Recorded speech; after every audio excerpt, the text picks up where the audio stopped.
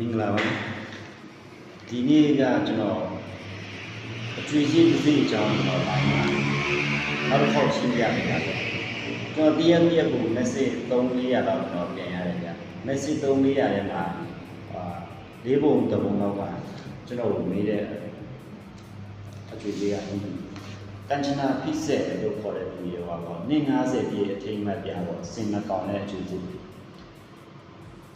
အဲ့ဒီ၄ပုံတစ်ပုံလောက်ကဒီအကျွေးစေးကိုပဲကျွန်တော်လာပြပြရပြဒီအကျွေးစေးကသူက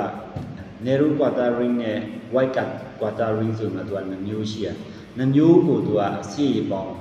တန်180ကျော်ရှိရတယ်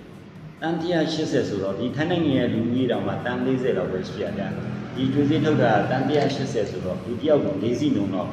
ဒီကျွေးစေးကရှိနေအဲဒါကြောင့်မို့ဒီကျွေးစေးကတော်တော်များများကိုထုတ်ထားတာပါရောင်းလို့လုံးဝမရပါဘူးเนาะအခုကျွန်တော်တို့ထိုင်းနိုင်ငံမှာရောင်းလို့ရတယ်လို့ဆိုတဲ့အကျွေးစေးတွေကများတော့အဖြစ်ကသူကရှားပါအစီတွေဖြစ်တယ်ရှားပါအစီနဲ့ဒီအဲ့ဒါဖြစ်တဲ့အစီတွေဖြစ်တယ်ဗျအဲ့ဒါကြောင့်မို့လို့ဒီစင်နှကောင်တဲ့အကျွေးစေးက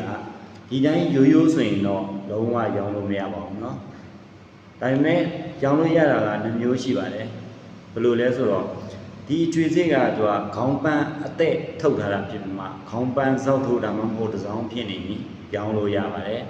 တကယ်လို့ခေါင်းပန်းလုံးဝစောက်ထုတ်ဖြစ်နေတယ်ဆိုရင်ဘတ်3000ထိ